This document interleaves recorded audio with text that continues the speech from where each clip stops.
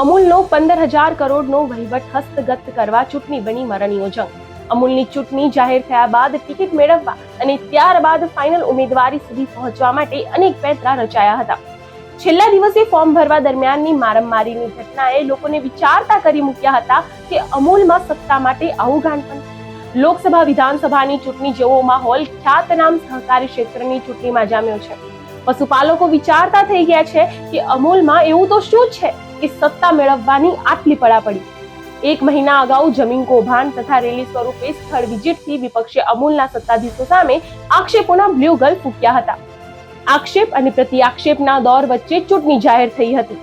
Form ભરવાની છેલ્લી તારીખ બાદ ગતરોજ ચકાસણી અને આજે ફોર્મ પરત ખેંચવાની પ્રક્રિયા પણ પૂર્ણ થતા હવે આખરી જંગ કોના કોના વચ્ચે લડાશે તે ચિત્ર સ્પષ્ટ થયું છે. કેટલાકે ઉમેદવારના સમર્થનમાં ભરેલ તો કેટલાકે ચોક્કસ બાબતને લઈને ફોર્મ પરત ખેંચ્યાની વાત પણ ચર્ચામાં. હવે દૂધ મંડળીના મતો પર ઉમેદવારોની ગોઠવાશે સોંપતી. ચૂંટણીમાં એક એક મતની ખરીદીનો આંકડો 7 થી 10 લાખ સુધી પહોંચશેની વહેતી થયેલ વાતો નાણાં આપીને મત ખરીદીને જીતનાર ઉમેદવાર વહીવટમાં શું તારવશે તે જગ જાહેર. દૂધ મંડળીઓએ પોતાના મત નાણાંના જોરે નહીં પણ ઉમેદવારની અમૂલ અને પશુપાલકો પ્રત્યેની ભાવના નીતિને જોઈને આપવા જોઈએ તેવો પણ પ્રચાર. ભાજપ માટે આ ચૂંટણી પ્રતિષ્ઠાનો જંગ હોવાનું જગ જાહેર છે.